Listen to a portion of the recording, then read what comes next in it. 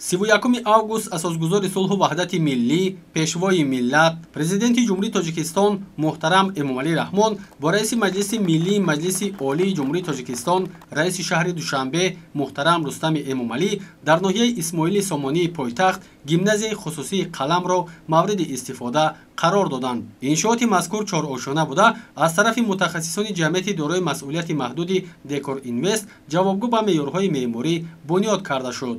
Гимназия барои 650 хонанда пешбинӣ гардида, дар он мутобиқ ба меъёрҳои байналмилалӣ шароити таълим фароҳам оварда шудааст. иншоот дорои 27 синфхонаи барҳавою зебо буда, барои гузарондани дарсҳо дар синфхонаҳои он тахтаҳои электронӣ насб шудааст. боргоҳи илму маърифат аз 6 синфхонаи муҷаҳҳази фаннӣ аз ҷумла химия, физика, 2 синфхонаи компютерӣ ва синфхонаҳои алоҳидаи таълими меҳнат барои писарон ва духтарон иборат мебошад. китобхонаи гимназия дорои 20 ҷойи нишаст, 2000 нусха китоби бадеӣ ва 1500 нусха китоби фаннӣ аст, ки хонандагон дар вақтҳои муайян аз он самаранок истифода менамоянд. асосгузори сулҳу ваҳдати миллӣ, пешвои миллат, президенти ҷумҳурии Тоҷикистон муҳтарам Эмомалӣ Раҳмон ҳанӯз аз рӯзҳои аввали солҳои соҳибистиқлолӣ ба рушди соҳибкорӣ таваҷҷӯҳи махсус доранд ва ҳамин аст ки соҳибкорон дар бахшҳои гуногун саҳми худро мегузоранд. бо ҷонибдорӣ аз сиёсати маорифпарваронаи пешвои муаззами миллат муҳтарам Эмомалӣ Раҳмон, мо соҳибкорон тасмим гирифтем ки дар пойтахти азизамон шаҳри Душанбе гимназияи хусусии қаламро мутобиқ ба талаботҳои ҷаҳонӣ бунёд намоем. акнун ҷавонону наврасон, фарзандони сокинони шаҳри Душанбе ва дигар шаҳру ноҳияҳои наздик ба пойтахти мамлакат метавонанд озодона аз имконияту шароитҳои ин муассисаи нави замонавӣ самаранок истифода намуда, оянда дар татбиқи ҳадафҳои стратегии ҳукумати ҷумҳурии Тоҷикистон саҳми муносиб гузоранд.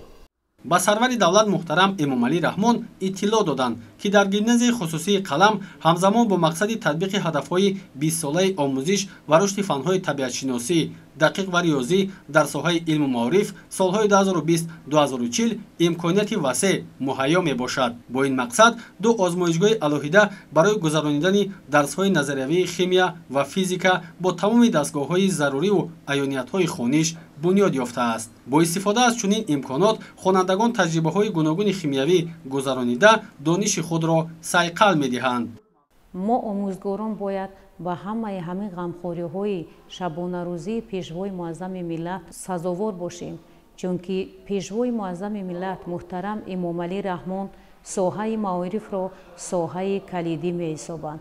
аз ин лиҳоз мо омӯзгорон бояд хонандагон ва шогирдонро дар рӯҳияи ифтихори ватандорӣ ва ватанпарастӣ тарбия намоем.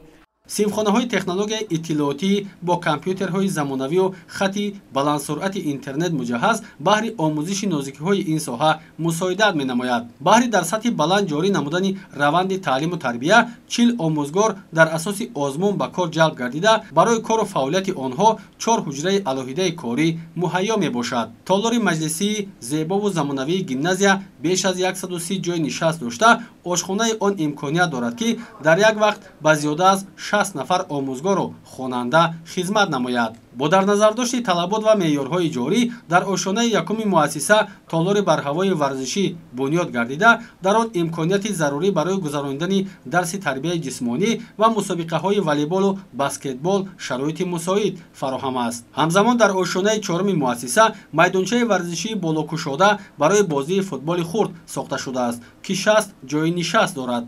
толори варзишие ки мо қарор дорем барои бозиҳои баскетбол ва волейбол пешбинӣ шудааст. талабагони ҳамин муассиса метавонанд бе мамоният омада ба варзиш машғул шаванд. муассиса ҳамчунин дорои дигар ҳуҷраҳои ёрирасон аз қабили ҳуҷраи техникӣ, ҳуҷраи алоҳида барои гузарондани маҳфилҳо, бойгонӣ ва ҳуҷраи тиббӣ мебошад, ки талаботи замон аст. лозим ба таъкид аст ки иншооти нави соҳаи маориф бо пайгирӣ аз сиёсати бунёдкоронаву маорифпарваронаи пешвои муаззами миллат муҳтарам Эмомалӣ Раҳмон бунёд гардида, таълиму тарбия дар он мутобиқи стандартҳои байналмилалӣ ба роҳ монда шудааст. президенти ҷумҳурии Тоҷикистон муҳтарам Эмомалӣ Раҳмон пас аз шиносоӣ бо шароити фароҳам гардида дар ин муассисаи нави соҳаи маориф ба масъулин ҷиҳати дар рӯҳияи ватандӯстиву хештаншиносӣ тарбия кардани хонандагон, омӯзиши илмҳои замони муосир ва баланд бардоштани малакаи забондонии ҷавонону наврасон дастуру маслиҳатҳои муфид доданд. ҳайати омӯзгорон бошанд муассисаи навро дар арафаи соли нави хониши 2023-2024